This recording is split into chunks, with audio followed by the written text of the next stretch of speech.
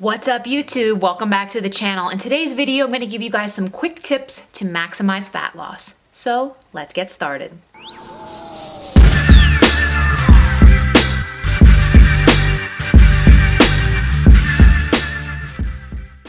If you are on the journey to fat loss, you are probably going to want to know what things you really need to focus on to maximize your results. You've decided you're ready and you want to do it. How do you get there as quickly and safely as possible? The number one thing is you need to be set up in an appropriate caloric deficit. What this means is you need to determine your BMR, which is your basal metabolic rate. It is a function of your age, your height, and your body mass. You can calculate it online, find out your basal metabolic rate. It's how many calories you need to sustain your current body mass in a 24-hour period. Once you know that value, you figure out your activity calories, add them together, and you have your total daily energy expenditure, or your TDEE.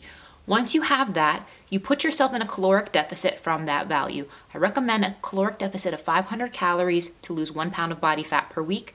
Once you're set up there, make sure that you're tracking your calories and your macros to support that deficit on a consistent basis. You need to be doing this for a minimum of 3 to 4 weeks consistently if you want to see some real change. So that's tip number one. Tip number two is you want to optimize your meal timing. So if you guys are not following me on Instagram, make sure you're following me over there. I put together these cute little infographics where I explain pre and post workout meal timing based off of what style of training you are doing. Like I said, I put out these gems of information, and you definitely want to be saving these, and you save them by hitting that little button right there.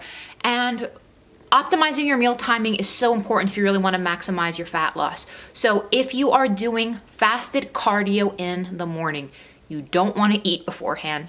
Black coffee is okay.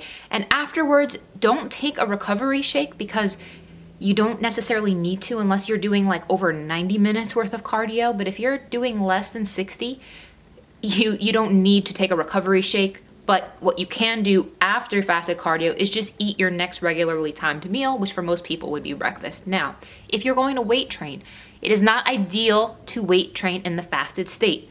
I repeat, eat something before you work out. Now, unless you guys are doing IF, intermittent fasting, take some BCAAs during and after the weight training session, but otherwise, it's not ideal to do weight training in the fasted state. I recommend that you eat 10 to 20 grams of carbs beforehand, and pre-workout supplements are ideal. There are ergogenous aids, and they are going to support your workout. Now, after a weight training session, do take a recovery shake or eat your next timed meal. So you don't have to take post-workout shakes if your post-workout meal has protein, because that protein, even if you're eating a steak, it has amino acids and it will help support recovery. Now, if you are going to do weights and cardio together in the same session, do the weights first, cardio second, and you do not want to do this in the fasted state. I recommend that you do this if you're going to do them together to have it at least an hour or so after your last meal, minimum. Pre-workout supplements are ideal. So again, ergogenic aids are definitely going to be very effective. Now, after this, you want to do a recovery shake or again, your next timed meal. Now, should you optimize your cardio timing to maximize fat loss? As far as fasted cardio goes, there is not conclusive evidence that it is significantly better than fed cardio because of a lot of different reasons. Fat oxidation is a training adaptation. So as you get more and more efficient in the gym, you will just oxidize fat more rapidly and readily because your body is conditioned to do so.